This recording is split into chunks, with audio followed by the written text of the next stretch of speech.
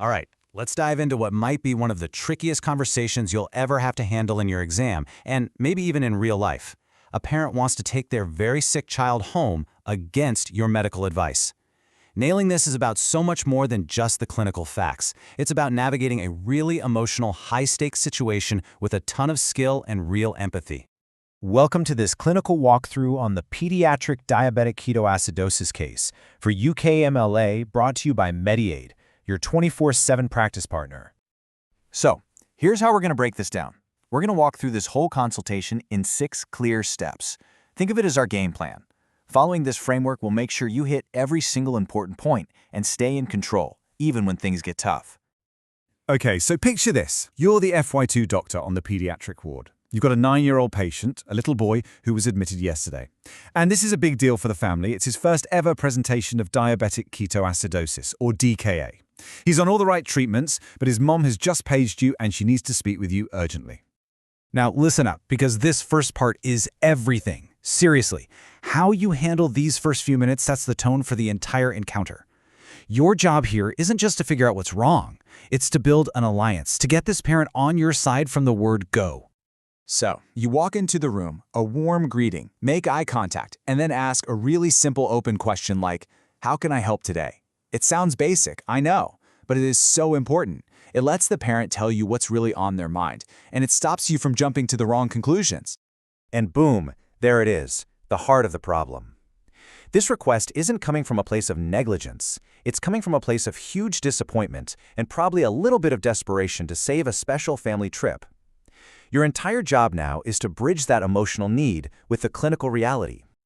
Now your first instinct might be to launch into a medical lecture. Don't. Not yet. First, you need to show you're listening. Ask a few gentle questions about the holiday. This tells the parent, I hear you. I get why this is a big deal, before you've even talked about a single blood result. This sentence right here, this is your golden ticket. This is called validation. When you say this, you're not agreeing to discharge the child. You're just acknowledging their feelings. And in that moment, you stop being an obstacle and you start becoming a partner. It's a total game changer. Okay, so you've built that foundation of trust. Now, and only now, do you pivot to the clinical side of things. It's time to gather your facts to get a really solid, systematic understanding of the situation so you can explain things clearly and confidently. You've got 4 key areas to cover, nice and quick. First, confirm the story. What brought him in? Then, check for triggers. Any recent bugs or illnesses? Third, and this is huge, confirm if this is a brand new diagnosis. Imagine getting that news and then having your holiday canceled. And finally, ask what they've already been told. This is crucial for tailoring your next steps. Next up, and this is a big tip for the exam, you need to say what you're doing out loud.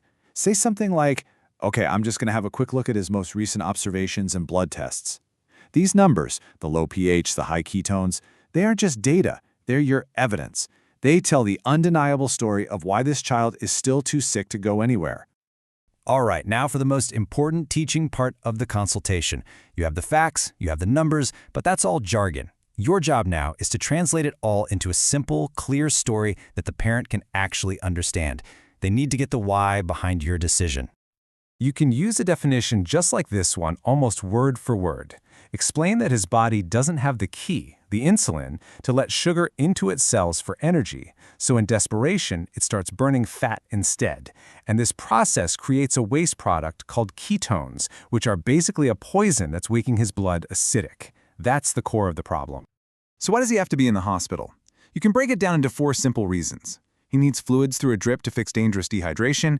He needs insulin through a drip to stop his body from making those ketone poisons. He needs constant monitoring of his bloods. And we need to be here because this condition can get worse very, very fast. You simply cannot do this stuff safely at home.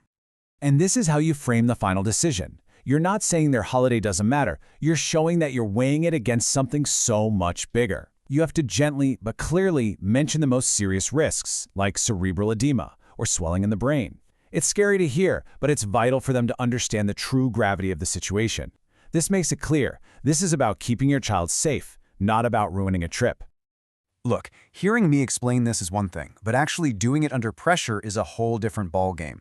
If you want to put all this into action and get some real feedback, you can practice this exact case right now on mymediate.com. It's the best way to get ready.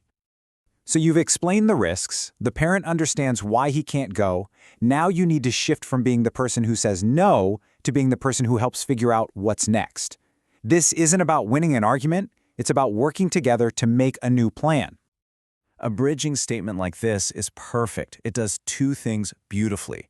It starts with empathy, I can see, but then it delivers that non-negotiable medical bottom line. It's firm, but it's kind, and it's the perfect pivot into the final phase of the conversation. And this is where you really show you're on their team. Don't just leave them with the bad news. Offer some concrete, helpful ideas. Can they call their travel insurance? Can they talk to the airline about rescheduling? These small things show you care about their problem, not just their child's ketones. And always promise you will not keep him in hospital a minute longer than is medically needed. Finally, you wrap it all up with really strong support and safety netting. Offering to get the specialist diabetes nurse involved is a fantastic move. Giving them something to read later helps them process it all, and promising to come back and update them regularly gives them back a sense of control and makes them feel like a valued part of the team. Okay, let's pull all that together. What are the absolute key things you need to remember? Here's a simple framework you can use as a mental checklist for any difficult conversation, not just this one. So here it is, your 5-step plan for success. Number 1, validate their feelings first. Always. Number 2, assess the situation systematically. Get your facts straight. Number 3, explain the why in simple terms. No jargon. Number 4, be firm on what's safe, but always be kind in how you say it. And number 5, become their partner by offering solutions and support. Follow these 5 steps, and I promise you will handle this station beautifully. And that's our walkthrough. Remember, knowing the steps is great, but real confidence comes from practice. You've got the framework now, so go out there and build the skill. You can practice this exact case now on mymediaciet.com.